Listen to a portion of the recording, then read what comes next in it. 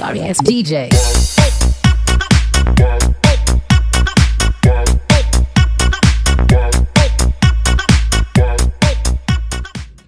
Hai, Assalamualaikum warahmatullahi wabarakatuh. Saya Putri Ayu Hayat Latifah dari Manajemen Pemasaran 4B. Saya akan menjawab pertanyaan dari Manajemen Kewirausahaan nomor 3.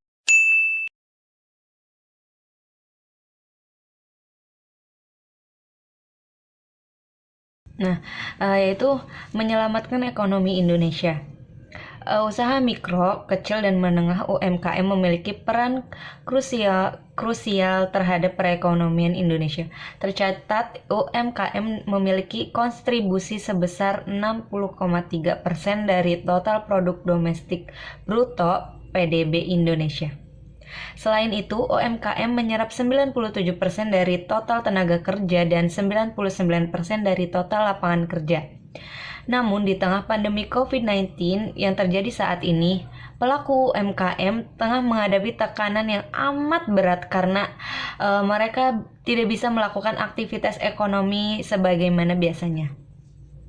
Bank BRI yang memiliki komitmen untuk fokus terhadap pemberdayaan UMKM di Indonesia tidak tinggal diam melihat kondisi saat ini. Perseroan telah mengimplementasikan berbagai strategi dalam rangka mendukung pemerintah menyelamatkan UMKM. Direktur Utama BRI Sunarso menangkapkan saat ini Perseroan tengah fokus untuk menjaga keberlanjutan usaha para pelaku UMKM. Bank Rakyat Indonesia UMKM atas dasar tersebut BRI terus menyalurkan kredit usaha rakyat atau KUR untuk menjaga roda perekonomian terus berputar.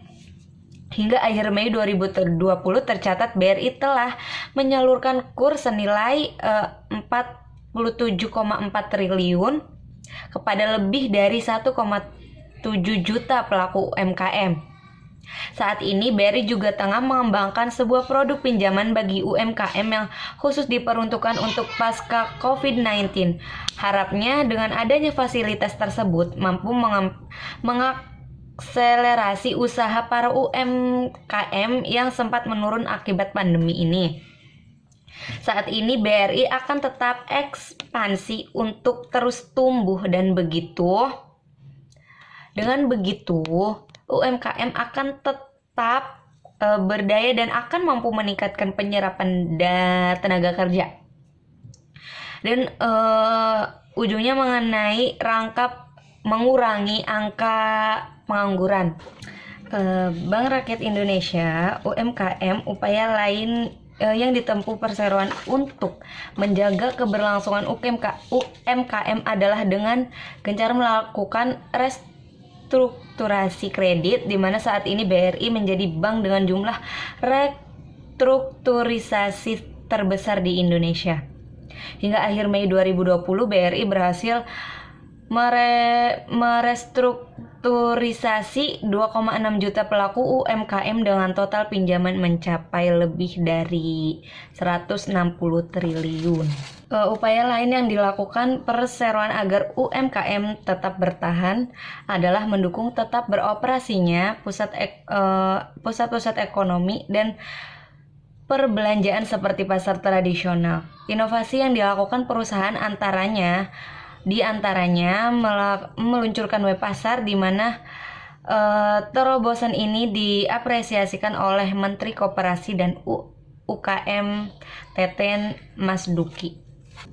Adu kreatif dan strategi pembisnis muda bertahan di tengah pandemi. Beragam penyesuaian bisnis ditempuh para pengusaha muda untuk mempertahankan bisnis di tengah pandemi. Oleh Rizky Alika 18 Agustus 2020. Gerai for Cafe sebelum masa pandemi, para pengusaha muda memiliki strategi bertahan di tengah pandemi corona.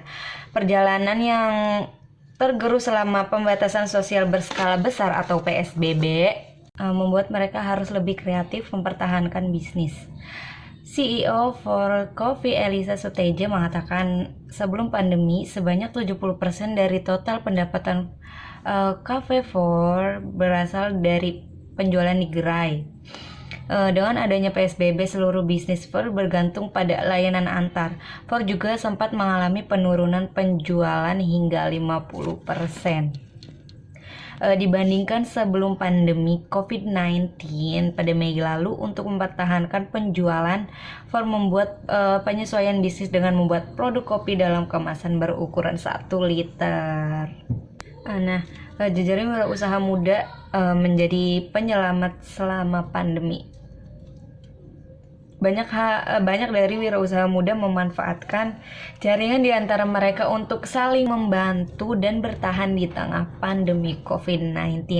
Pandemi COVID-19 membuat dampak ke berbagai faktor usaha, termasuk usaha mikro dan menengah kecil atau UMKM.